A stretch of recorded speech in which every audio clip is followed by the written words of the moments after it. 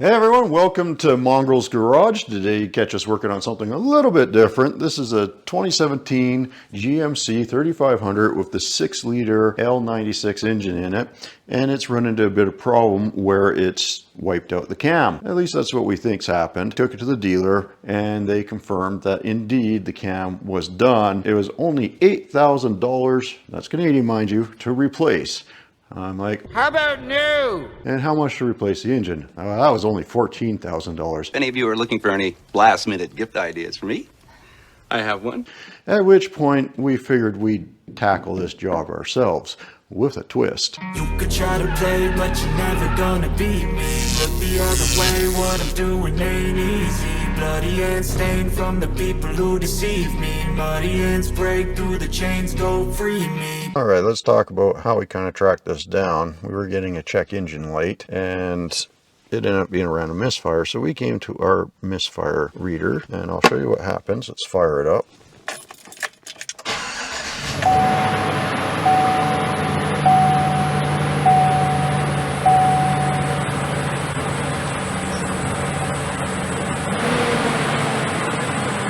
Why we're getting a squealy out of it right now, but weird. Oh, that's weird. We have live data, misfire right there. And you can see cylinder number 4, we've got some misfires happening. Truck's got a noticeably shaky idle, and if we rev it up a bit,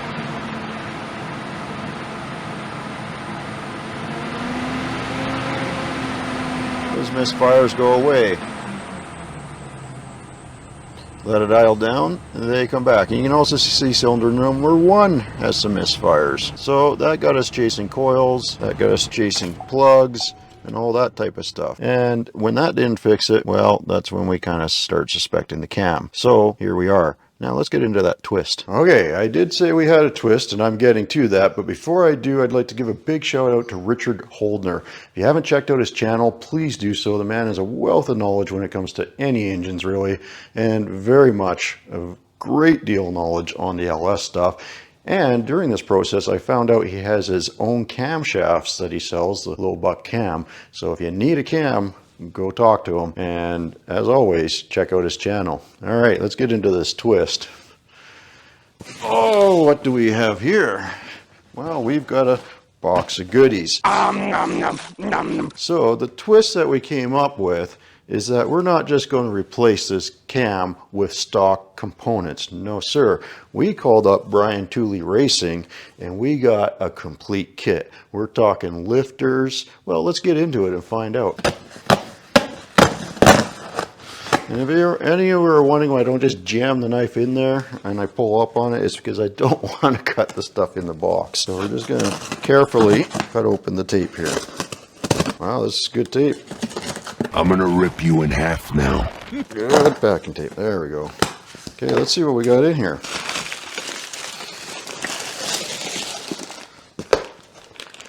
Gaskets. I wonder what that connector could be for.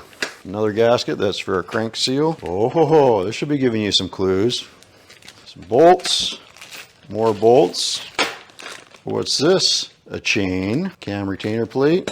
Oh, got another box we got to cut open. I'm guessing these are the push rods. Oh, it says right on it, push rods. Don't need to guess. You know what you are? You're a dipstick. Check it out. Brand spanking new push rods. New lifter cups. New timing gear.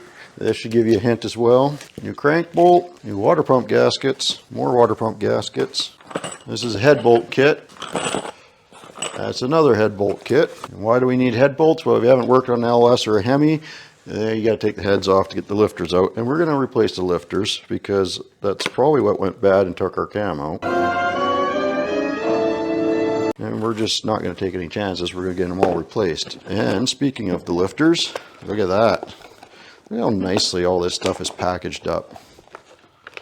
Right there, all pre-lubed and everything. Don't worry, we're getting there. Look at that.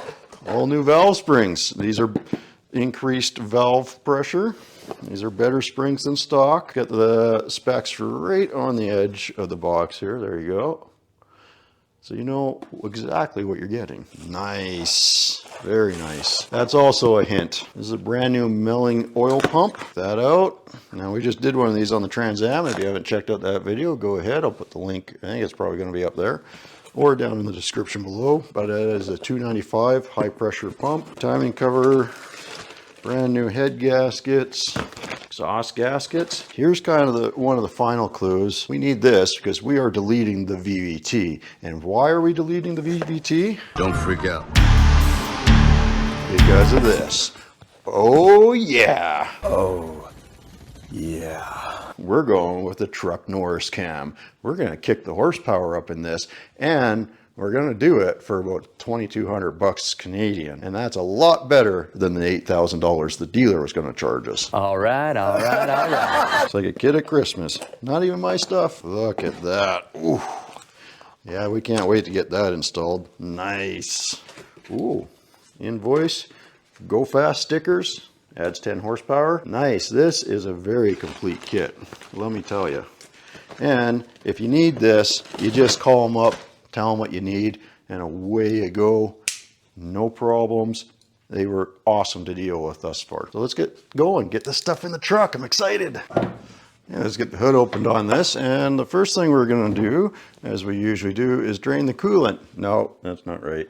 We're going to pull the fuel pump relay and let the truck run out of gas, so we depressurize the fuel system. We'll also pull the cap off the tank. So the first thing we need to do is we need to disable our fuel pump. You better write down these instructions. We've got to be precise. For me, it's very easy to do. I'm just going to command it off in my tool. For you, you'll have to disconnect the connector. There you go. The truck just died, so our fuel pressure's gone.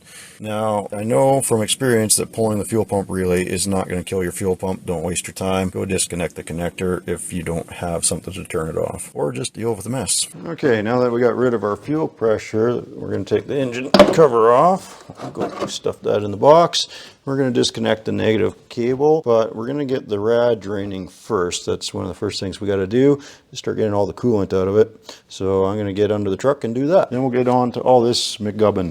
Okay, remember to disconnect your battery, folks. I need an extension to get on that.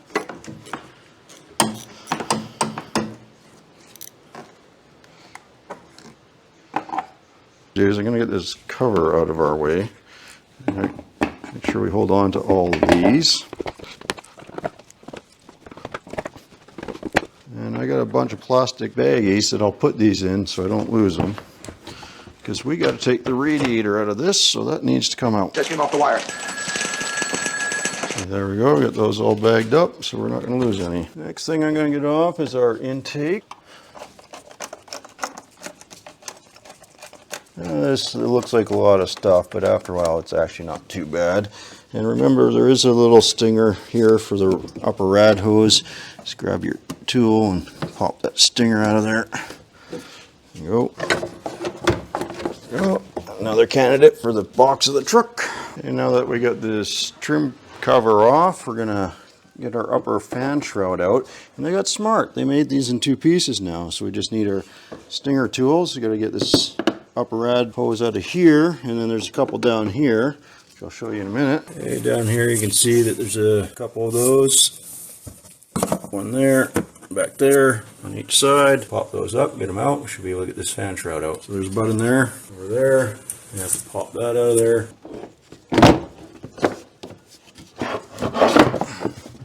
Oh, way more room. Next thing we got to do is we got to get our fan off. Now, on the LS's, this fan is off, lefty loosey, righty tighty. As a side note, on the Hemis, it's the opposite, righty loosey, lefty tighty, just to confuse the fact. But we're working on an LS series, so now if we're lucky, we left our belt on, we've got our big crescent wrench, give it a couple taps, the fan will break free. If we're not lucky, it won't. We'll need to get a tool or something. Oh, we might not get lucky. Okay, well, we'll have to try to put some more tension on the belt and then give it a whack. Need a 15 mil socket for that. Wait. Oh, thank you for that. That's wonderful. Do you want some help with that? No. I think we got lucky with our fan here. We had to put some penetrant on there and put a little extra tension on the belt, but we got it. Now, when you take these fans and you store them like they were on the engine. The reason being is the clutch fan is filled with oil typically, and if you lie it down like that, then there's a chance that you'll drain your oil out of here and then you wreck your fan. So anyways, there's your tip. So try to keep it upright like this. Now, because we are taking the cam out and replacing the lifters, that means we have to take everything off that's either attached to the head or that's going to keep us from getting to the timing cover. So on this engine, that means we're going to have to take the alternator and power steering off. And we're going to have to take the water pump off. We can leave the air conditioning, and of course the intake and exhaust will have to be disconnected. So we're going to get into starting to get all this off by starting with this serpentine belt. Serpentine's pretty easy. Just do that. Done. Okay, we're also going to have to take the air conditioning belt off because we do have to get the pulley off, so we'll get that off too. That's weird. It doesn't have a tensioner on it. That's not what I'm used to. I'm going to have to figure that one out. Let's get this alternator off.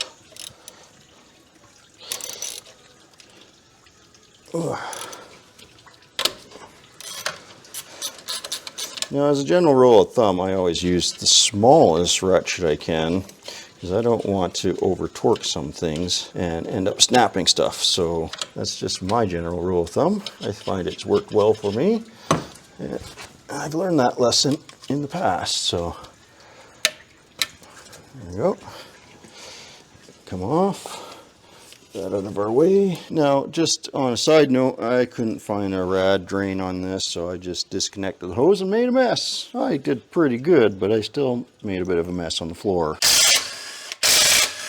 Ugh. Gonna be like that, is it? Making sure there's no other bolts on this before I get to prying.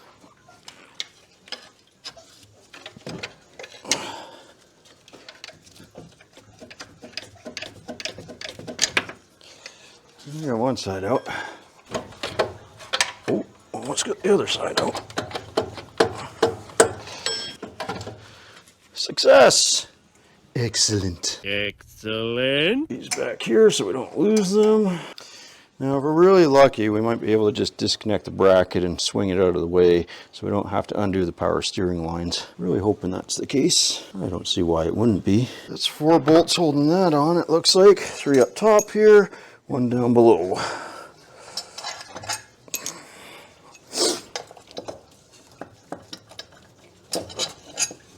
And, sweet. Yeah, just swing that power steering out of the way. We're good.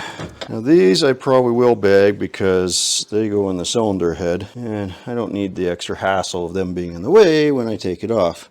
You know what? I wonder what Wasted Talent Fabrication's doing today. Got pretty cool dozer videos and some off-roading videos, and even has an LS swap or two that you might want to check out. Unfortunately, lost one of them in a fire, but I think the other one's still around. So, had a chance, go check out his videos. They're pretty good, and he's an entertaining fella. All right, let's get right into making a mess. Let's get that water pump off. You know, no problem when you get the right size socket. Okay, 1 or 2 more over here holding it on. Oh, we're playing that game again, are we? Thank you. So, I like this game, Chase the Socket. It's fun. Nope, no, it's not fun. All right, this is just gonna fall off of me, make a huge mess. Oh, we got heater lines we gotta take off yet too. Yay, more of a mess. Oh, yeah, there's that mess we were not wanting to have, but did have. Yay. Yay. Now, I probably should have pulled the heater lines off before I did that. 6 of one, half dozen of another, right? That's fine. Yeah, okay. Yeah, enough of that. Come on, come on. My floor doesn't need to be washed that badly. I just swept it. Come on, you're being ridiculous. Ridiculous! Okay, I moved the bucket just in time to get like 2 or 3 drops in there. It's wonderful. Give you a close-up of what's going on. Oh, look at that. Okay, so we got our water pump off, we got our alternator off of our bracket, and we just swung that bracket over here, so we didn't have to disconnect any power steering lines. And by the way, I found out This air conditioning belt is what they call a stretch belt, apparently. You got to stretch them on, cut them to take them off, or we'll see if we can stretch it off. Now we'll get to work on getting the intake off, and we'll get the coil packs off, and we'll get the heads off. And it's a good idea to pre-soak all your bolts, because what we're going to do is we're going to try to give ourselves as little stress as possible, leave the exhaust manifolds connected to the heads so that we don't have to worry about that. We'll just connect them at the flanges and just take the whole thing as an assembly, as a unit. So we're going to start getting the connectors off. Now, with the fuel injector connectors, they've got this little white clip. Hopefully I can do this one-handed. Might need the screwdriver. Oh, there we go. Okay, so you got to pop the white clip up, and push in on the tab, and then you pull the injector off. Just that simple. But we're going to get up here and start getting all this off. We already just connected our sensor. We're going to get these off. We'll just fold the harness kind of out of the way to one side best we can and carry on.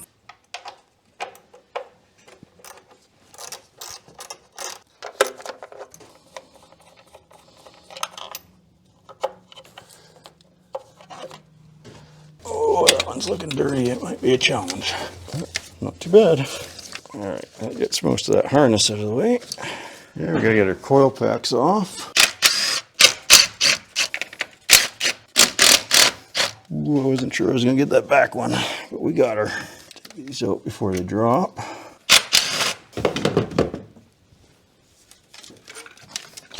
There you go. Next, we're gonna get the intake off. I'm gonna try to do this in a spiral pattern. Move over to that side and kind of work our way around like that. You don't need to see me do the whole thing, you get the idea. Now we've disconnected our fuel line, our PCV valve thing. Let's see. One of the bolts is still holding. Lovely. We got too carried away. Make sure you get your steam port off. And you get your bonding straps off and stuff like that that's attached to the head, because otherwise it becomes a little bit of a miserable job when you go to pull it off and things are hanging on. Alright folks, unfortunately it seems I've run into a problem trying to get that flange undone on this exhaust. So I'm going to have to switch gears and take the manifold off on the head. Hopefully none of these bolts are broken or break, because that is an issue on these things. They sometimes do that. The other side is good. We got it off. Okay, one thing we're going to do before we go too much further is I'm going to vacuum out this valley pan area, and before we go and pull the heads off, keep as much stuff out of there as we can. Commence Operation Vacuum Suck!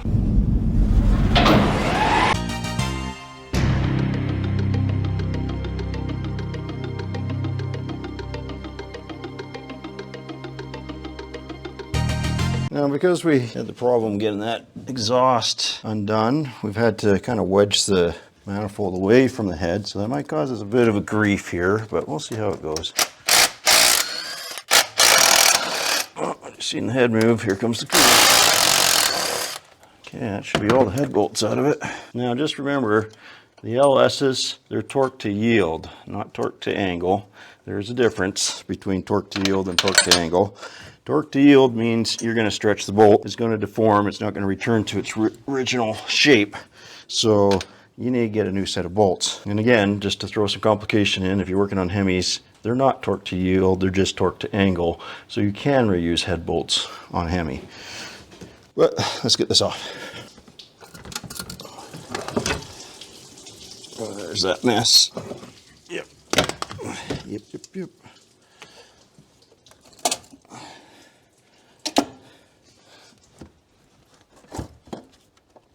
Oh, that was my finger. There we go. High trucks are a problem.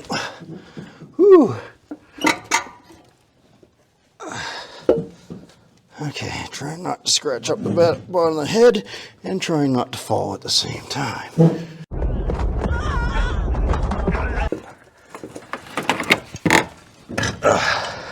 Aluminum is nice. Oh, I forgot to clean my table off like I was going to. Oh yeah, you just hang out there, why don't you? Take a break. I'll take a break. Everyone take a break. How are we looking in here? Not too bad. I'll get you in. You can have a look. Well, there you go. the heads off. We can get our lifter cups now. Get the lifters out. I'm curious to see what number ones are like, because that was one of the cylinders giving us misfires, so we'll see if those are rough. Hopefully you can see well enough. This is where a magnet comes in very handy. Help get the lifters out. Small magnet.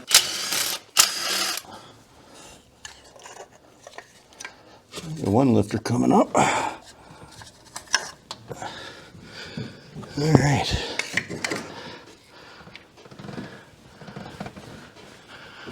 Huh. Yeah, that feels fine, that one. But we didn't have problems on that cylinder. I did find my magnet. I have been pulling these out. Most of them come out with the magnet. Not all. And to get fingers on that one a bit. Okay, feels pretty good. So now we're down to cylinder 1. Let's see how those ones look, since that was one of our misfiring cylinders. Well, those ones seem pretty good, but we kind of thought they would.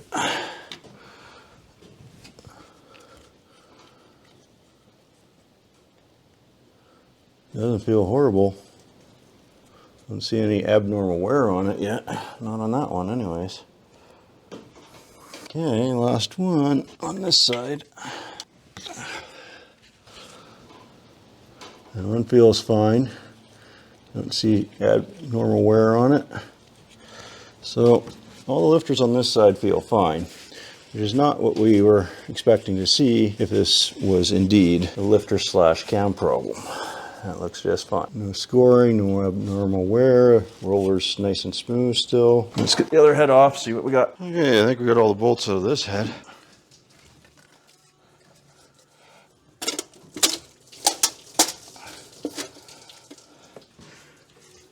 We get some attached back there still. And I was tangled in strings. Looks like I'm gonna have to crawl in there and unattach whatever that is. It's a 13 mil. Let's see if I can hurt myself doing this. Just trying to avoid climbing into the truck, but I just don't see any around it. I have one-use bolts, might as well have one-use belts, I guess. Well, this is the right size, because I don't think it's too fun to get back in here. Oh, you're not a 13, are you? And the dipstick tube's in the way. You know what you are? You're a dipstick. Oh, you are 13. You can go finger tight anytime. That would be wonderful. You're not going to, are you? Of course, I don't have my ratcheting 13 mil, but I guess we'll be thankful that at least it's coming off. Really curious to see about these number 4 lifters. I sure hope there's a bad lifter there, otherwise this is a lot of work for something that's not the issue, because I will tell you now that I was also, one other thing I was going to check before we went after the cam, but I didn't, because the dealer said cam, is I was going to check the fuel injectors and stuff, because that is the other thing that could cause a misfire, is with the misfiring at idle. That's very typical what you see with a bad cam, and it kind of clears up as you put some more RPMs into it, but it gets worse over time. How long is this bolt? Like, seriously, come on. Can't imagine why mechanics have bad backs. We're getting into the finger tight range. Oh yeah, there we go. Oh, don't drop it, don't drop it. Oh, I don't think we dropped it. Whew. Oh, feel the burn. Oh, that's right into the glutes and the hamstrings and everything. Okay, you want to come off now? No, still no? Why? Another one. Did I get the wrong one? What the hell did I just take off? Guess I moved our transmission dipstick tube out of the way. Alright. Try again. At least you instantly went hand tight. Oh man. Okay. Try that again. There we go. Oh. Whew, doggy. There's my workout. You went back here. We'll just thread you back in. Thread in our dipstick retainer bolt. And then we'll see if we can crawl out of here without hurting ourselves. I should have made the camera shake good. I forgot to turn my music off. Whoopsies. Let's get those lifter retainers out. Oh crap. That's not gone well. Bloody heck. Okay, well you can tell I'm getting tired. I accidentally flipped the gun to the wrong direction, and instead of going off, we were going on, and I snapped the bolt. Lovely. I'll deal with that later. That's really unfortunate. It's gonna come right out, eh? Okay. One feels okay. Looks okay. Oh, we might actually have to put the pliers on you. Oh, I got you. You seem fine. Let's leave cylinder number 4 for last, just to see. Let's keep that tension building, shall we? Cylinder 8, fine. It's fine. 6. Now the interesting thing is I pulled those cups up and I can see one lifter in cylinder 4. That's sticking right up here. 6 is fine. There's this lifter just sticking way up. How's that look? Oh, it feels fine. Looks fine. And that feels fine.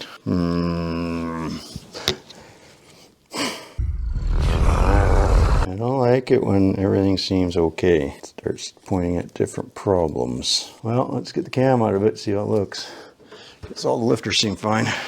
Okay, well, let's get this stretch belt off. Our balancer off using our tool. Came off very nice. Goal is to get the cam out tonight, and that'll be a good point to stop.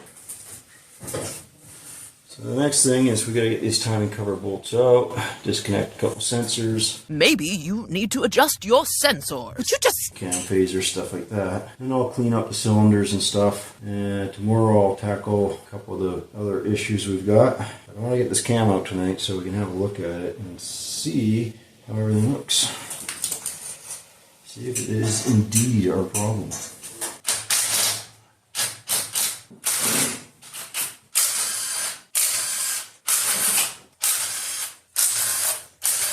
Good. Now we got the oil pan bolts out. Hey, here's the cam phaser. Try using a little bit of persuasion. That helps us.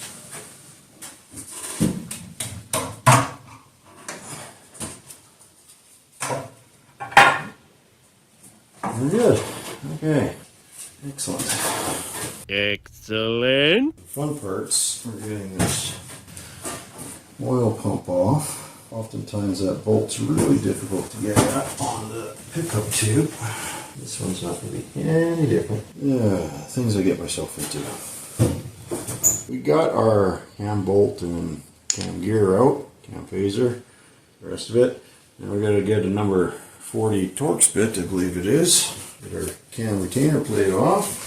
Get the cam out and see what we got.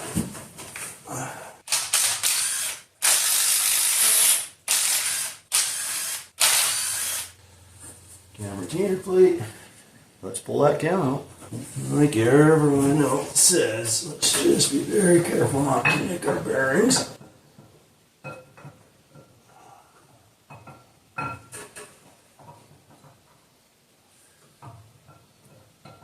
Oh, and I forgot to take the rad out, so sure hope it'll come out. It's getting close. Oh, look at that. Just comes out with the rad in there. Nice.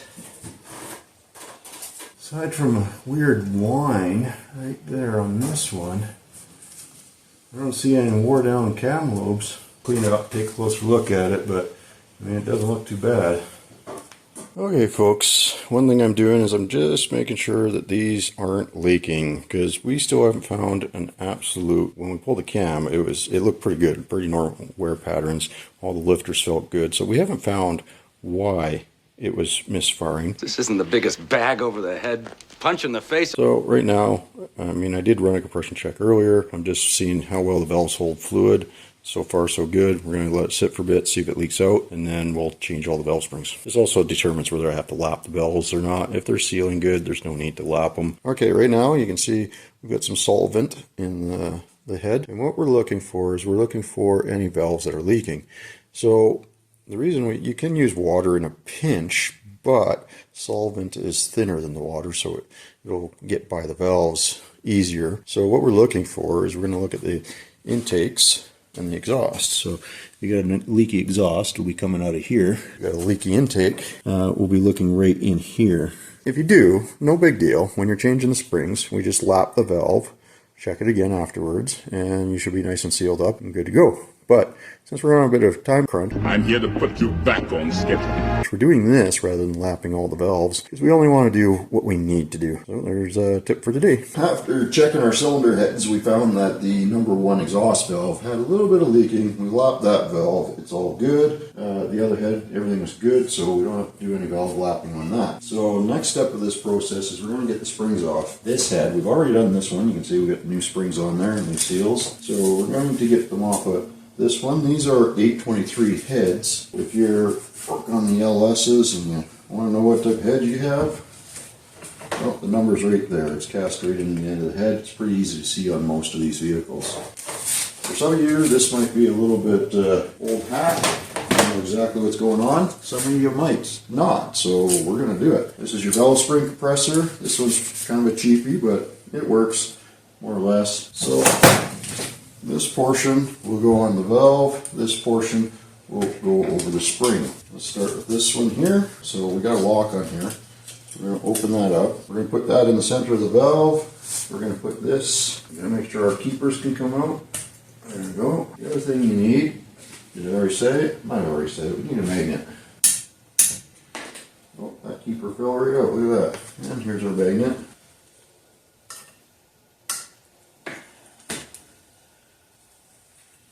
There we go. Both those are out. I'll release the pressure very carefully so things don't go flying on us.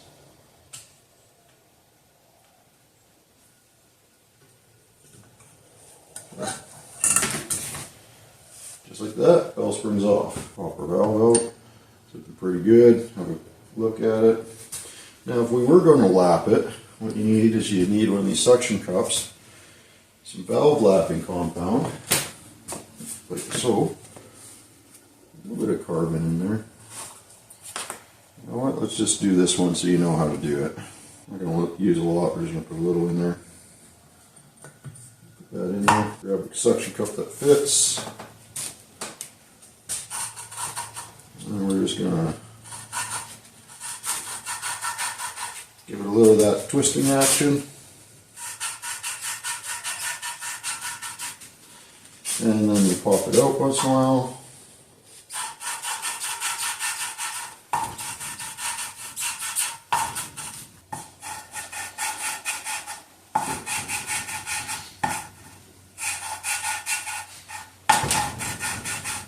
And after a while,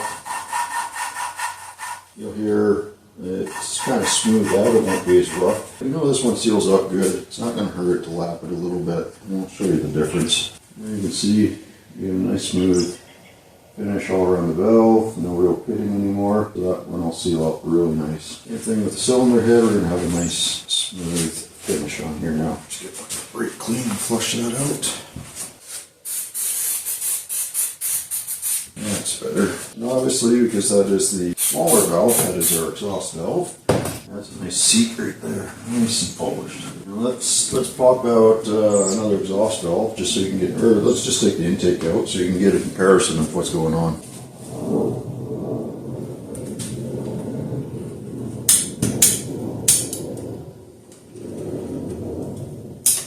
Broom. Keepers out.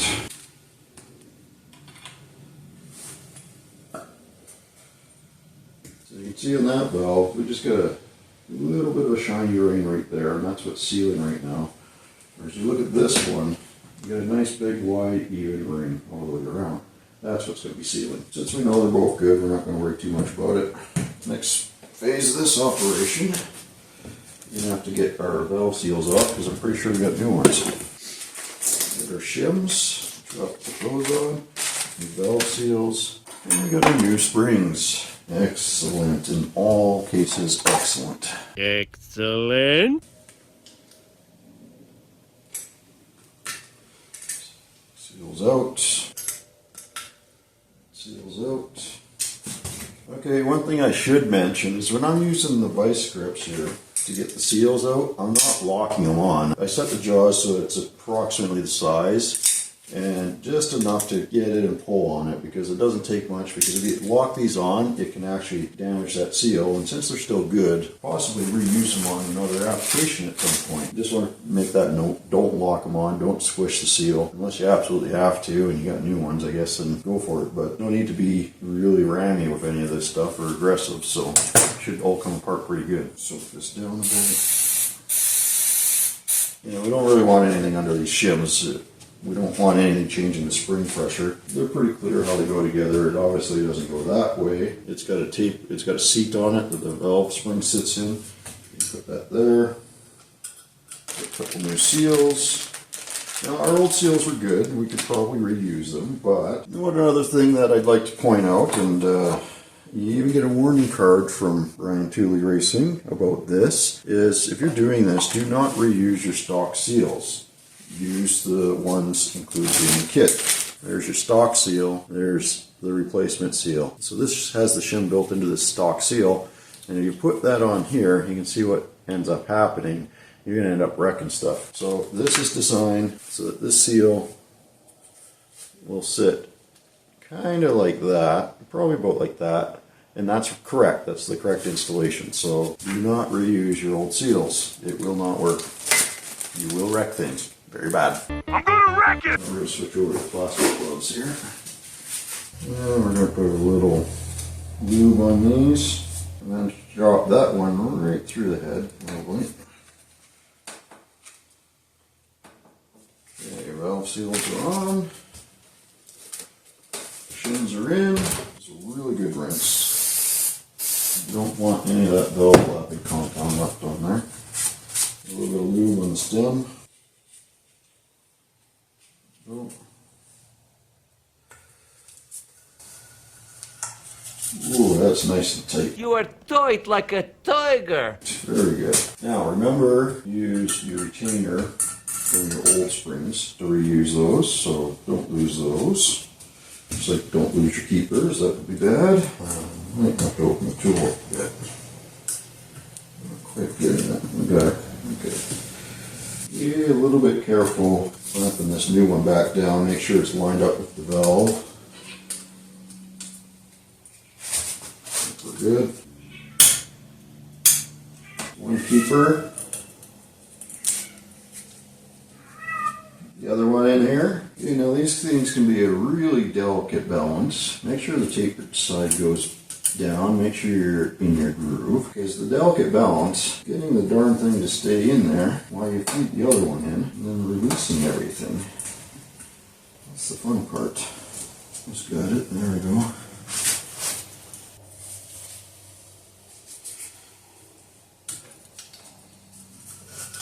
Okay, there's one done. Not sure what I did with my rubber mallet. Oh, there it is. I always like to give these a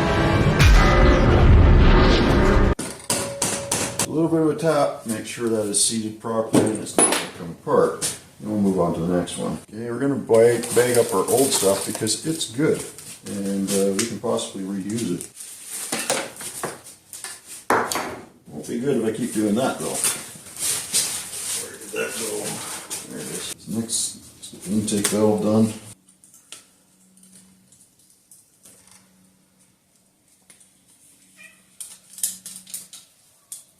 I wish this tool worked a little bit better. I'm gonna get a better one of these days. When it gets the job done, it's a little finicky. Okay, both keepers in place. So if we can release this, pretty good.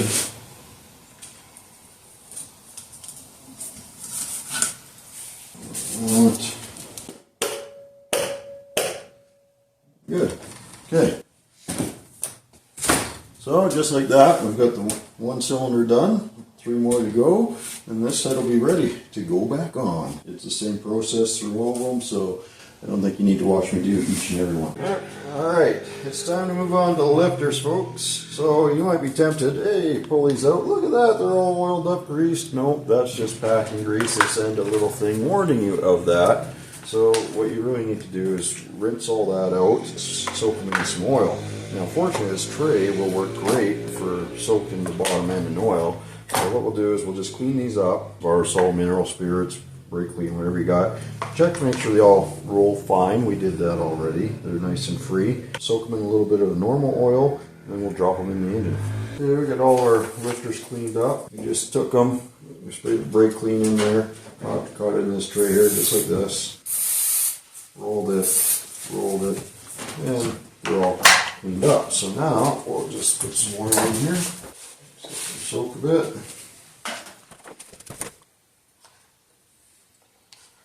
There we go, just let those marinate for a little bit, and then we'll drop them in. Get the other stuff ready while we're waiting. Alright, here we go. Here comes the good stuff, folks. We're going to put the cam in the truck. Brand new cam. Got the old truck Norris here. Carefully slip that right in there. There we go. Careful not to nick our bearings.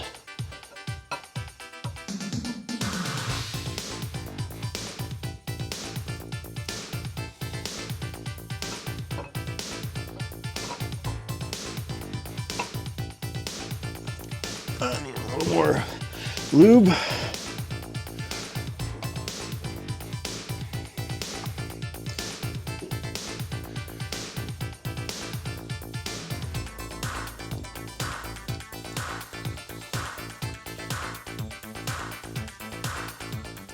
Okay, and I'm also going to get a screwdriver or something put in the end of the cam. Now that we're farther in, actually I can go one more probably before I need to do that. As long as you got it sitting in the bearing areas, it usually sits pretty good, so we're not going to worry too much about that. When we get to this point, we just need that little bit of extra leverage. Pick up the back of the cam.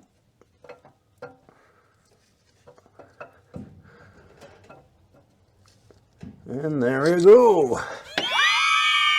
Very nice. Cam is in. And if you do go a little too far, you can reach your finger in at the top here, just push it back. Just want to rotate that a little bit. So we're going to get our piston set up next, top dead center. We'll set up our timing, and we're in good shape. Excellent. Excellent. Okay, we'll get our cam retainer plate on. We got a new plate from Brian TOOLEY. We still got our torque spits, so we'll put a couple of these in. I got some blue Loctite on those. Put some blue Loctite on just so we make sure that don't come off. And we don't want to torque those too high. We're going to do about 11 foot-pounds, or in my case, 135 inch-pounds. Technically it's 133, but that's okay.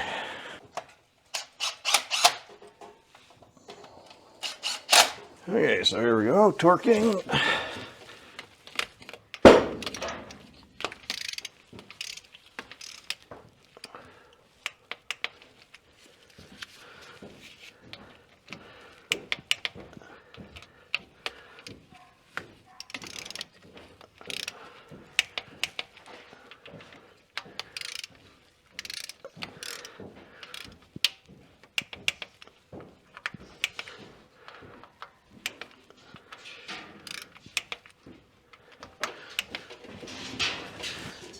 Yeah, we're good to that. I gotta go figure out the new timing setup and the tensioner, so let me go get that.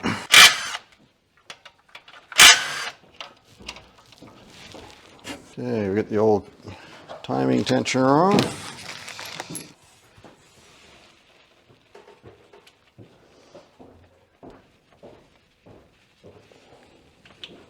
Wow, that's not a lot of clearance with that new one.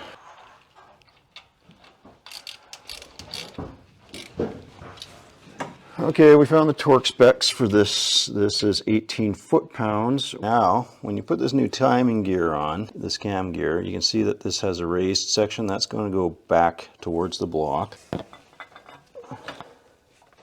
We'll line up our pin.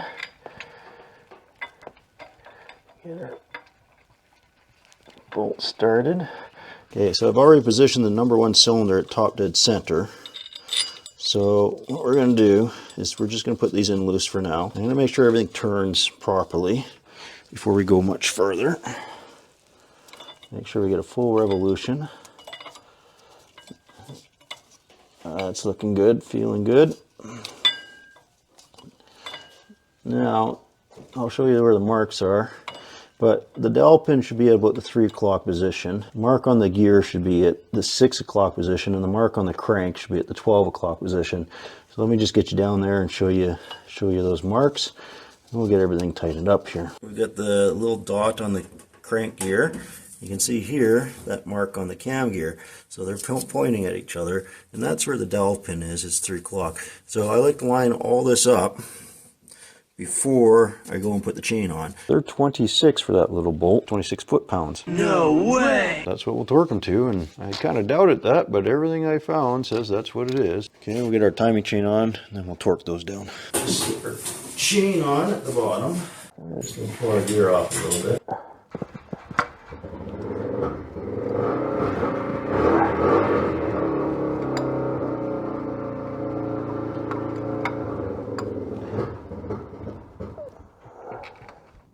See, we got our chain on, our marks are lined up. We're going to rotate it through one rotation and make sure, or 2 rotations, and make sure that it's still lined up. 26 foot-pounds. All right, we got our new lifter cups here. We'll load these up. You see these notches? They go to the bottom of the block. Do not put them in that way. They go down like that. You'll see how firmly those are held in there when everything's nice and fresh. So. We'll put those right in the engine.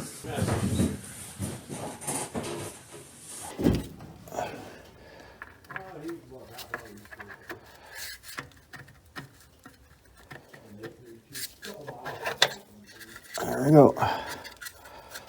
That one in place. We're going to get some Loctite on that, or some thread locker. I'm going to run it down just yet. You get the idea. Anyways, I'll get the rest of these in.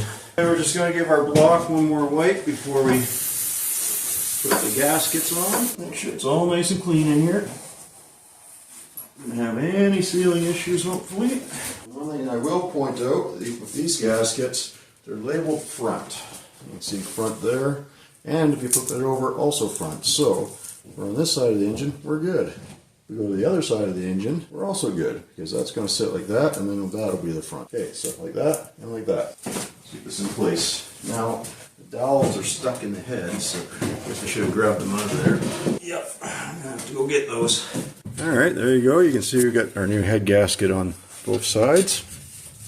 It says front. Can't see front there, but it says it. And we can see it. There you go, front. So now let's get the heads on here. They're a lot lighter than the ones you're used to. Yeah. The cylinder heads are very nice. Excellent. Excellent. Alright. Now the fun begins.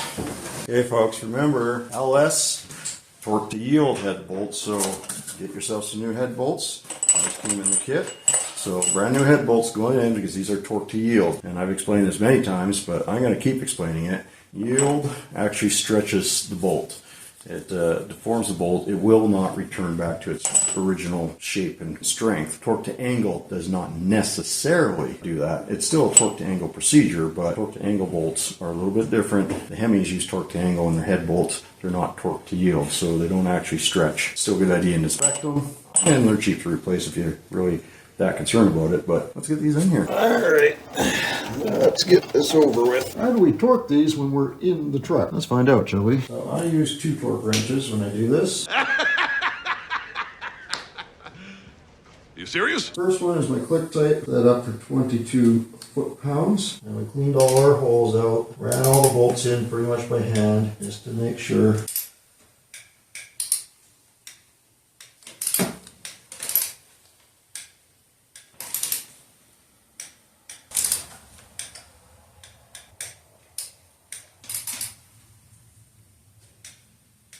Okay, there's the first round. Hold on to that, because we're going to need that in a minute. Now for the other torque wrench. This torque wrench does degrees. So, we're going to see if we can remember how to set it up. It's been a while. See, it's got 0 degrees, and as it rotates, you can see that. And you can also set a warning limit. Mine set at 90. Lets us know. Now there is a trick to using this torque wrench. I'll show you what it is in a minute. Hopefully you can see this in this camera. So we're going to pull as much as we can. Hopefully we get the full 90.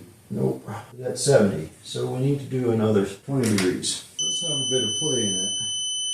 Put a bit of a load on it, not enough to turn the bolt.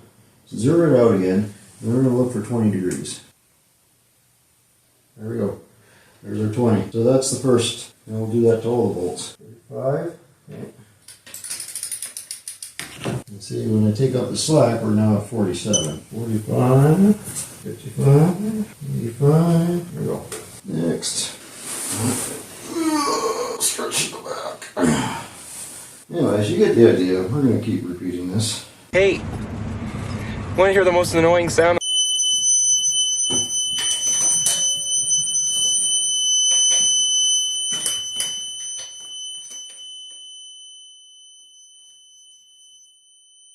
Now, if you don't have one of these, you can go get the dial or an adapter, or there's a few ways around it, but I sure like having this wrench for this job, let me tell you.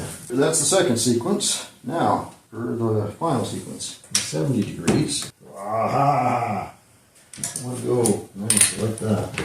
Now, technically, you could probably even do this without this at all and just estimate your degrees and probably be okay. But that would be a little more accurate. I'd say don't quit your day job, but you're awful at that too. One of the big guys on that head now. Say we need to hold on to this. These guys are torqued 22 foot-pounds.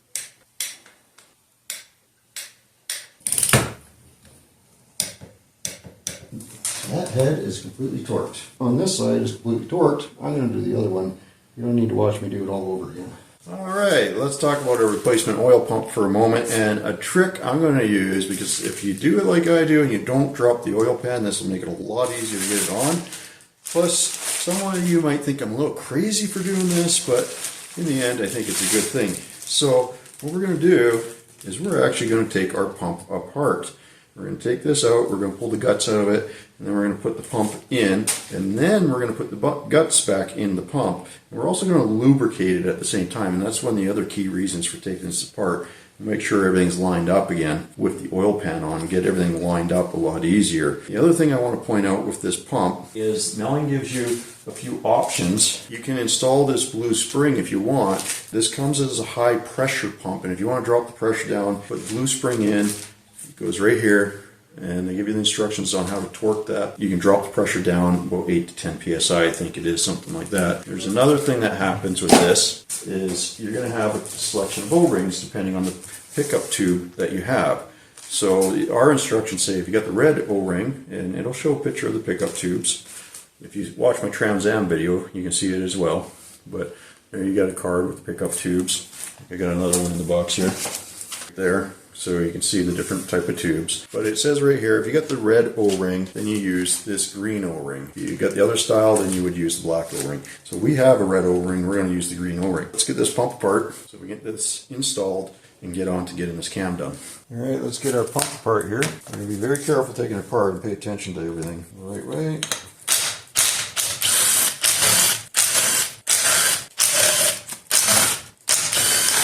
Just taking that lid off.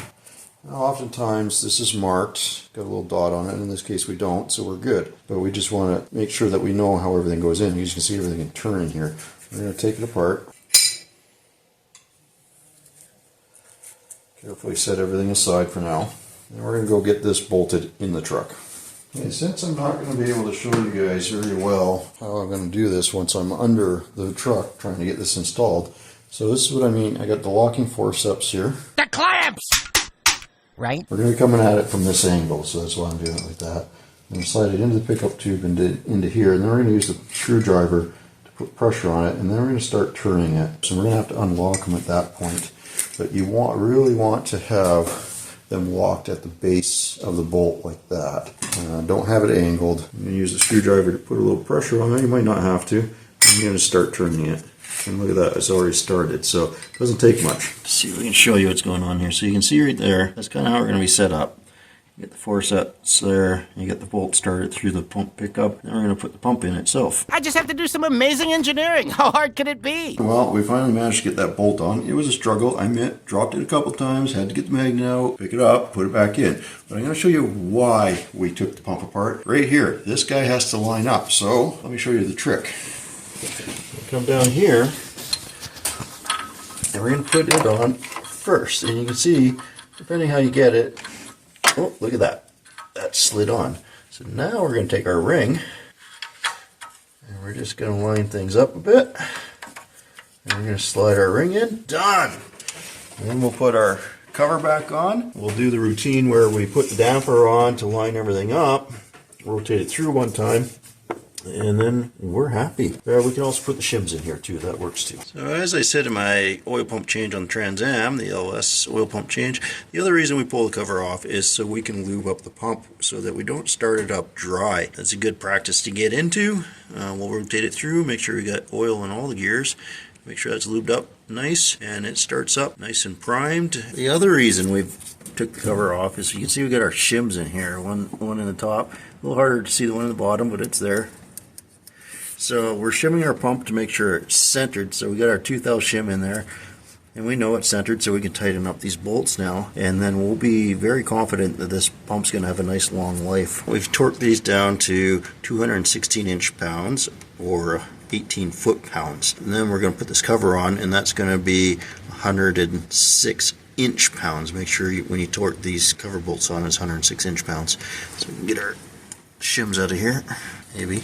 Hard to do with one hand. Well, I'm going to work on getting those out, and then I'll get the cover on. Folks, we're getting down to the nitty-gritty of it now. We're getting the push rods in, we get the rockers on, we get this closed up, we get the oil pump dealt with, so that's all back together. The timing cover back on, hook up all the accessories and whatnot.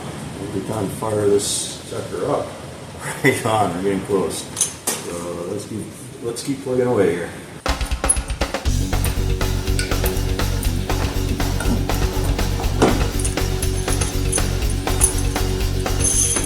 Going to lube up one side that's going down into the lifter, take care of the other side, and then we'll start putting the rockers back on. A lot of room in here. That hurt my head. And I can't wait to hear this thing fire up. Great.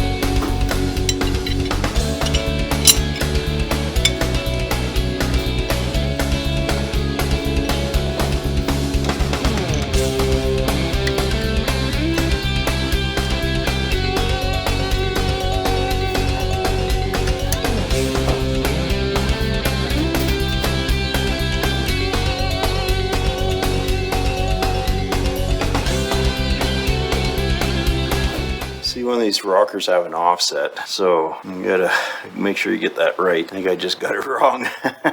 You know what you are? You're a dipstick. Check that out. Ah, yeah, that looks way better. Okay, we'll just switch all that around. Not a big deal. Just gotta figure out which one goes where, and as long as we know we got the offset rocker where they're supposed to go. I don't remember the exhaust or the intake. I'll let you know. You can see that it's the intakes that have the offset on them. The exhaust is the straight. So when you're putting these back together, the offset goes on the intake valves and the straight rocker goes on the exhaust valve. Okay, now we're going to get these rockers torqued down. They're 22 foot-pounds. We're going to rotate the engine and we're going to keep these on the base circle of the cam, which means this part of the rocker will be all the way down. The valve will not be open. This one where the valve's open a bit, we don't want to be torquing that one yet. So only the ones that are on the base circle. The other thing is as we rotate the engine, it gives us a chance to see if anything's going to bind up.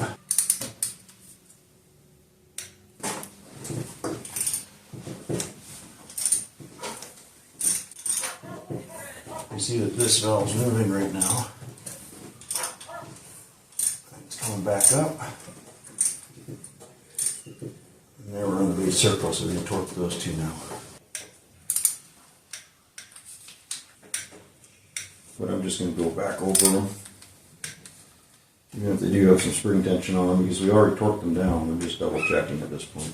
And then we'll do the other side. The LSs are really easy because the rocker girdles, they center up the rocker for you. Okay, we've got all the rockers torqued down, so now we're going to put our valve covers on and then hook up our exhaust and all that good fun stuff. And that's all pretty routine, so I don't think we'll show you too much of that. I think you got an idea of how that works. These gaskets are still in very good shape.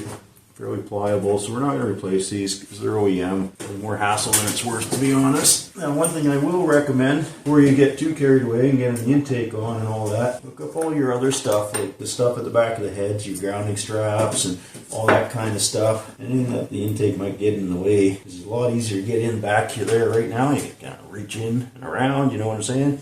Get things done up. The intake should be pretty much the last thing you put on. Valve covers are a little tricky. Bolt lined up and started here. Oh, there we go. One started and your news are pretty good. The other one's falling in place pretty quick. I'm gonna carry on doing this. These torqued down, get everything else hooked up. This thing closed up and we're very close to firing it up. The nice thing is we did turn the engine through a few times. Everything moved nice, nothing bound up, so we're good there. Okay, another trick I want to show you is you take a little bit of the Ultra Black and you put it around this seal, and you'll be able to just about push this in by hand. Look at that. And then you'll have a real good seal here, and we'll just clean this up when we're done. We'll just finish knocking it in, but there you go, very simple. The other thing we're going to do is we're going to just lube up this seal a bit so that when we put the damper, slide in there nice, won't bind up the seal on us. We're going to use the damper to center this up. All right, you can see we put a dab of silicone in each corner for the timing cover. We'll take our protective plastic out now and get that timing cover on. Put a few bolts through your timing cover with the new seal, because you look, if I pull that one out, you can see how the seal's offset in the hole, it's springy. So the bolts help keep that seal lined up when you put it on. Just get the timing cover on. And we're just going to start these by hand, and we're going to keep them hand tight. And then we're going to put our dampener. We're going to use that to center up this cover. Give it a couple rotations, and then we'll tighten it down. This is the trickiest one over here by the air conditioning. All right, get all those in there. Now just remember, when you're doing this, you got your oil pan, 4 on the oil pan coming up from the bottom, so remember those ones as well. All right, balance are on. Now if you don't have one of these tools, I highly recommend you get one. Just a threaded rod. Yeah, a nut with a bearing tape thing on it.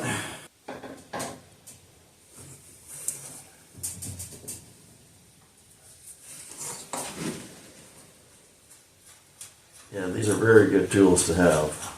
They're almost a must when putting these on. I know some people have knocked these on with a block of wood and then use the bolt to pull it on the rest of the way. I do not recommend doing that. Just get the proper tool. It's not that expensive and it works very well. And if you're really in a bind and you got no other choice, and I suppose you can do that. But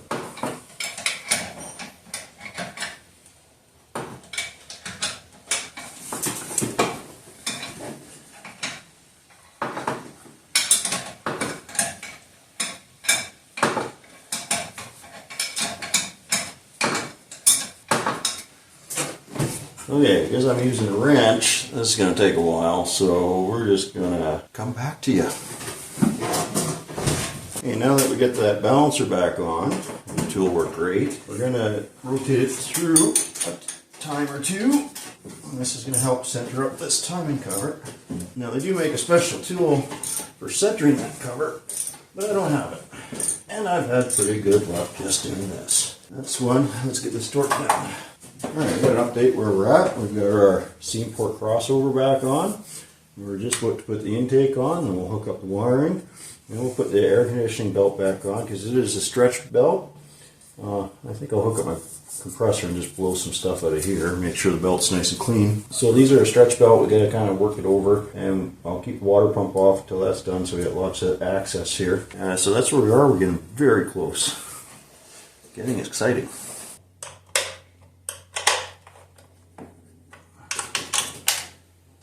Okay, there we got most of our wiring done. The injectors are hooked up, wiring's routed, intake's on, and we just have to put the coil packs back on now.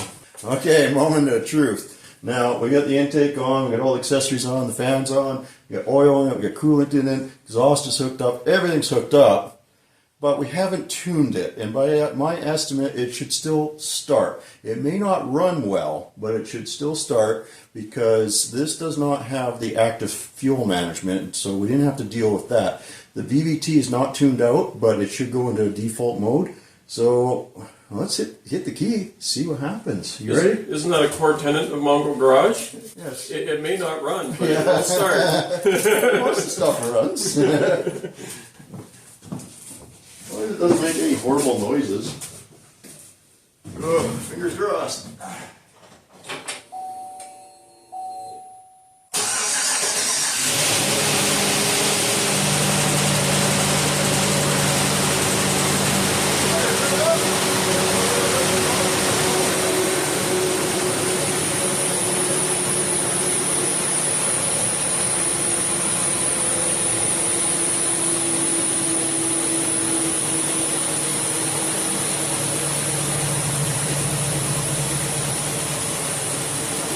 Figured this would fire up and run because mass airflow will accommodate a lot of that fairness.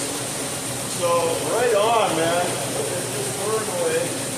Sounds pretty good. You're gonna have to let it run for a while, build up some pressure from the lifters and whatnot.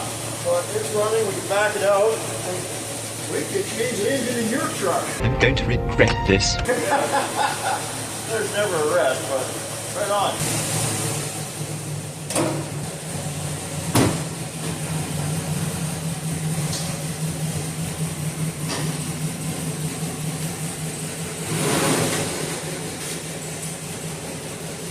Okay, so we've got everything back together. We fire it up and it runs like crap still. Why?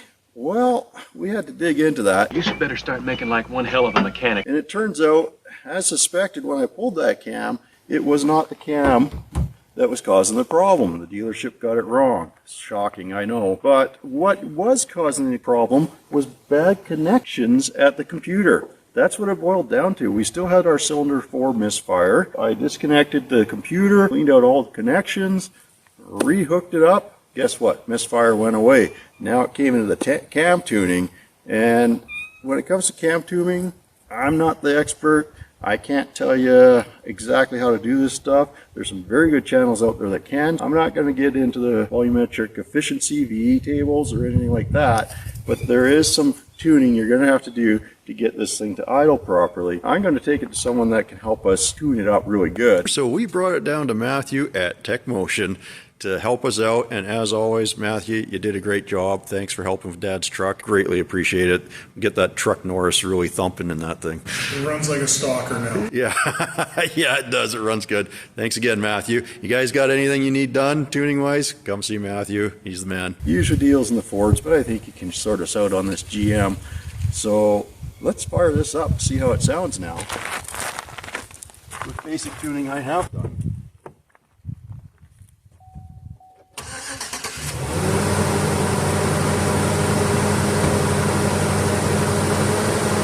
There you go, it starts up really nice. It's got a little more extra oomph to it. We haven't dialed in the VE tables, it's just running off the map right now. Alright, check that out.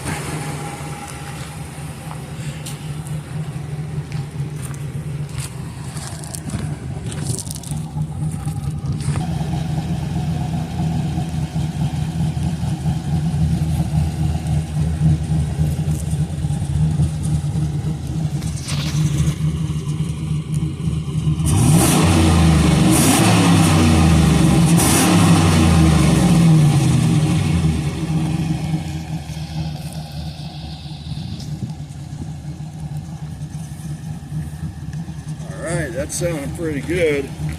So let's go wrap this up. So to wrap this up, you can hear it sounds pretty good. We did get some basic tuning into it, so it will start, it will idle, it will run, it drives decent, but it's just on the map right now. We do want to program the VE tables. I'm not a tuner, so I'm not going to show you that stuff in case I mess it up on you. But there are some great tuning channels out there. I'll put some links in the description down below. Now, huge shout out to Brian TOOLEY. They put together a great kit, works well. And also to Richard Holdener for all the advice and testing that he does. If you haven't checked out his channel, please go ahead. I'll put the link in the description down below. Again, I'd like to thank you for watching. hit the subscribe, ring the bell, leave some comments. Hopefully this helps you out, whether you're doing a Truck Norris or a Chopacabra or a sloppy stage 2 or sloppy stage 1, it doesn't matter. It's all the principles are basically the same in how you put these in. Some of them you leave your variable valve timing kind of enabled. Some of them you got to get rid of it completely. Like the Truck Norris, we got rid of that VVT. And this engine didn't have the displacement on demand, the DOD, so didn't have to deal with that. But you will have to turn those off in your tune if you go and put one of these cams in there. Pretty simple process to turn those off. Thanks again for watching. See you on the next video.